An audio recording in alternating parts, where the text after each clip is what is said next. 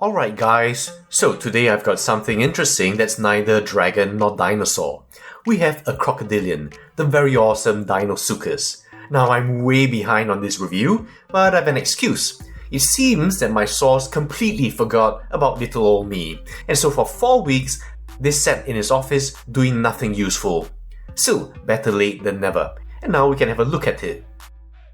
Deinosuchus has always been depicted as a dinosaur killing croc, as far as I can remember. Very often, the poor victim is the Purussauraus. For example, this maquette from Sideshow, and this scene in Prehistoric Park.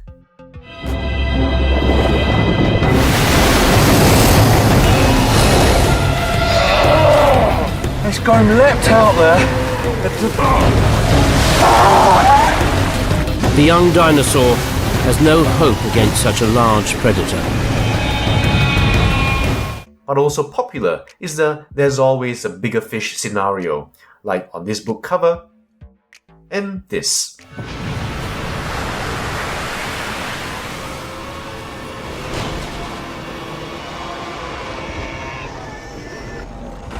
I've ever only had one Deinosuchus model, this old Carnegie from 1995. You can see it's basically a big alligator. Now, however, we have this. This is Rebor's Meta, a name that's much hated this year in some of my circles, but nevertheless still cool sounding in itself. And it comes in two color variants. We have the estuary version and the swamp. Both are of course exactly the same sculpt. The name Deinosuchus is often translated as Terrible Crocodile, but the etymology is unclear to me. The Greek dinos doesn't translate to terrible as far as I can tell. I couldn't reach my Greek friend, so hopefully one of you can help. Now Sulcos is the Greek name for Sobek, the Egyptian crocodile deity. I actually know comparatively little about crocodilians, so I won't say much, save for some basic observations. In fact, I'm looking forward to hearing you educate me. I know there are some croc experts out there, so let's do it. First, we go to the one I really wanted from the pictures, the swamp version. It's more color-rich than the estuary, and so more visually interesting to me. The color scheme is similar to what I associate with a younger Nile crocodile. As you can see, the overall form is alligatoid, which makes sense given its position. Deinosuchus was an alligatoid, related to modern-day alligators and caimans, though not strictly an alligator itself. But while Deinosuchus is often restored after an alligator or a crocodile, it actually has some unique proportions. Proportionately, Deinosuchus has a longer snout, shorter limbs, and longer tail than a modern crocodilian. The osteoderms are really thick, rounded and upraised, so much so that they're almost diagnostic. Comparing to our Deinosuchus, you see that indeed there's a good similarity here. I'll leave it up to you to decide if this is within acceptability for you. This model measures about 44 centimeters, or 17 feet, and using a rough 10 to 10.5 meter, 33 to 34.5 foot estimate, we get about 1 to 23 scale, so somewhere between this 1 to 25th scale humanoid and this 1 to 20th humanoid. As you can see, the color is vibrant, with many details that Rebor's impeccable paint application carries off nicely. You see a counter shading with the dark green dorsally,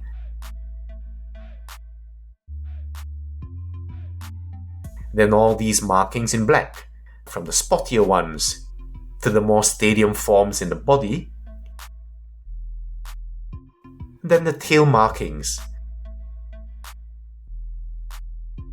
The overall effect is one of contrast and color. So that's the overall impression. Now for a closer look, let's start at the business end of the animal, the head. As you'd expect, the scalation is very good, with a lot of detail and variability. You can see that in the top here, all the way down,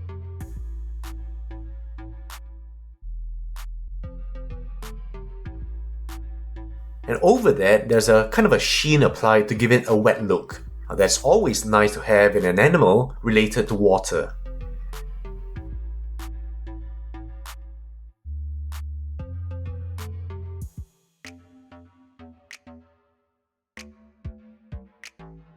Then down the mandible. It even has the integumentary sense organs that I've talked about in the lip versus lipless primer in my Rebor Kiss review.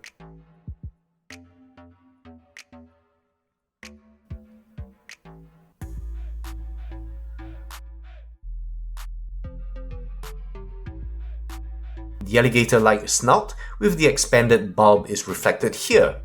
The neural aperture is interesting, being very large and inflated, and pointing posterior-dorsally. In effect, you have almost a kind of a bow-like structure at the end of the nose, often depicted like this in art.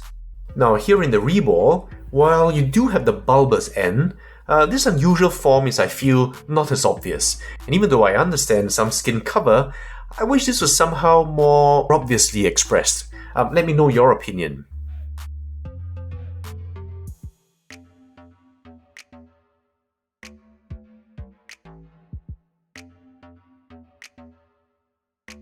Now going up to the eyes, there's a nice gleam to it that makes it look like a cunning animal.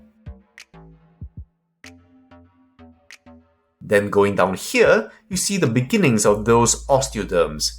Now this is sculpted very nicely, and in fact follows very closely to reconstructions such as this one by the great Dino at DeviantArt, and I credit Rebor for making the effort to base this off a credible reconstruction, instead of submitting to the temptation of just quickly designing something that looks passably good. The jaw articulates, and unusually it's the top and not the bottom that does the moving. And here I see a danger because of the fit that if you were to keep doing this, you will erode this surface here. Well, certainly you can expect the paint and the shiny wet gloss to be damaged. And because Rebor hasn't been lazy and cheated on the three-dimensionality of these scutes, this suffers for the articulation. If you intend to permanently display him with the mouth open, that settles that. For me, I enjoy articulation that shows some anatomical feature. In this case, the fit of dentary 4 into the subneural gap, so I see myself doing both. In Riograndensis, each premaxilla had 5 teeth. As you can see in AMNH 3070, 1 to 3 increase in size from mesial to distal, 3 and 4 being large, and the 5th is the smallest in the arcade. This pattern seems to hold with others, like TMM 43620-1, where 1 and 2 are about the same size. Rebor seems to have taken the description of Schwimmer, who states 4 premaxillary teeth. In Broshu, there are 23 maxillary teeth in both Deinosuchus riograndensis and Schwimmeri. However, I recall a maxillary count of 21, probably also from Schwimmer. There are 20 on the right and 21 on the left. There would have been at least 22 in the dentary, and counting up, we see 24. Now, how exacting the dental formula for Crocs is, and how acceptable this is, I leave it to you Croc experts to advise. Now, posterior to this, there's a subneural gap, dentary 5. I had thought it should be dentary 4. Again, I'll need your advice on that. The more anterior teeth are sharper, while the posterior ones are blunt, which has been suggested to be involved in the crushing of various victims, based on bite marks found in large turtles and dinosaurs, suggesting the blunter posterior teeth will do the crushing while protecting the sharp anterior ones from fracture. In fact, most posterior teeth of Deinosuchus are found with varying degrees of fracture and wear, consistent with durophagy. Now, this difference in morphology isn't quite clear to me in the model, but to be fair, the size may be too small to differentiate.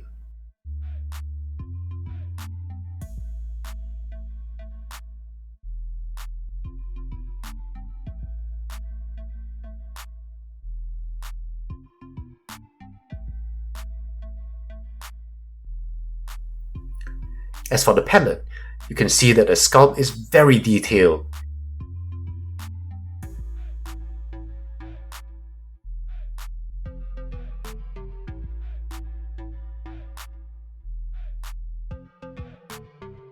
And so too is the tongue, equally detailed. Rebor has done incredible work here.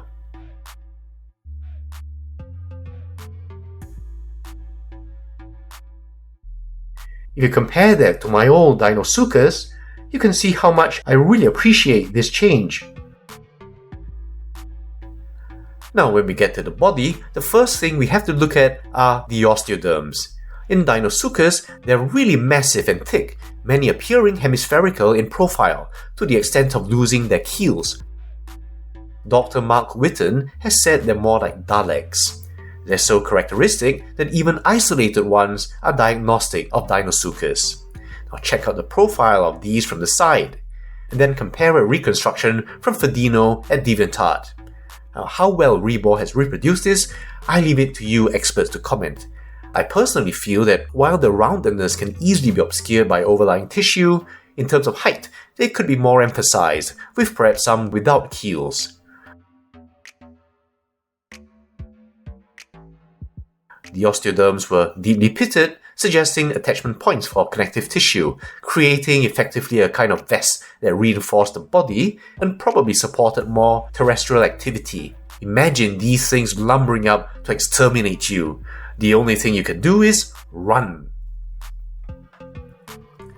Arrangement-wise, no one knows, but again I'm delighted to see how closely it seems to follow Ferdino's work. Fantastic! And by the way, I'll put the link to Ferdino's page where he explains the basis for his reconstruction. Really one of my favourite artists. Now onto the sides. Yet more detail. And I like the irregularity of this, because this is what makes this a live animal that's grown into its current form for me.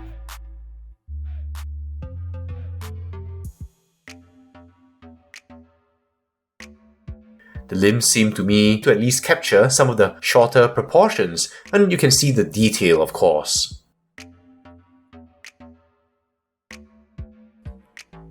Now just look at this beautiful pink work. Not a single scale in just one tone.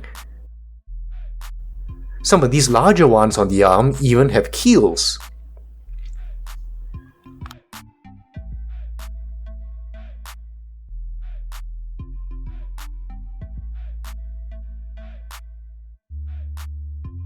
Now the hand. Of course, you'll notice that digits 4 and 5 are clawed, and we know that Archosaurs had only the first 3 toes clawed. Or do we? Although I've said as much in a couple of other videos, I'm not too sure now. I recently started reading into this, and it seems that while extant Archosaurs certainly have 3 on the hand, some extinct groups may have had up to 5. Still, because of where Deinosuchus nests within Crocodilia, it's safe to say, I think, that it probably had only 3. Well, it should be easy enough to just trim these off and touch up the cut a little. The claws are painted with a more realistic fade than the teeth, and if the teeth could have been done this way, it would really have elevated the whole model. And on the flip side, just look at that sculpted detail, the variability and the individuality of the scales from the throat, down the body,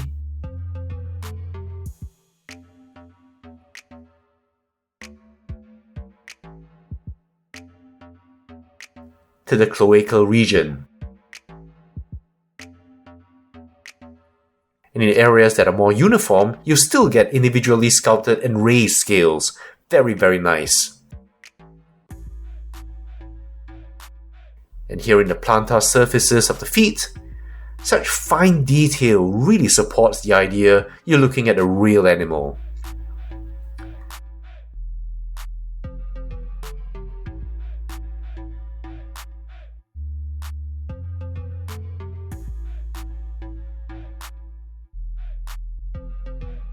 And finally, the tail is removable for packing purposes, and because of the almost segmented nature of the integument, the seam is not so obvious.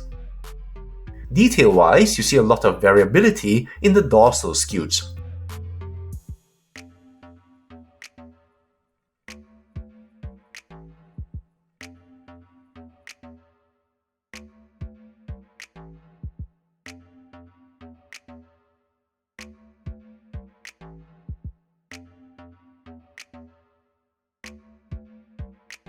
However, in the ventral, you have that kind of hatch-in look that I don't like.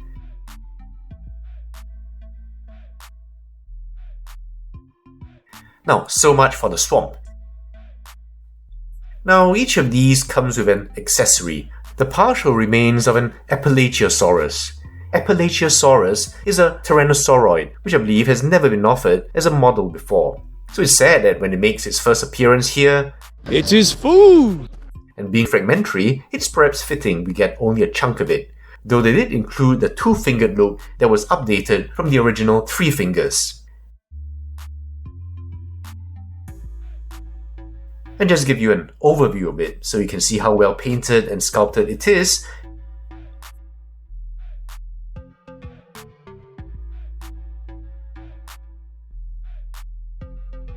Including, of course, that mandatory gore.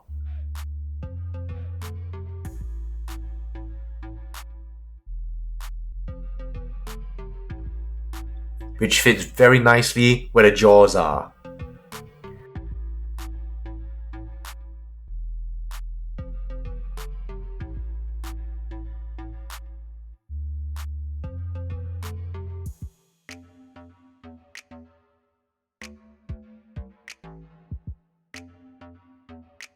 Now, so much for the swamp version of the Rebor Deinosuchus. Next, we'll look at the estuary, and then we'll compare the two. I'll see you in the next video.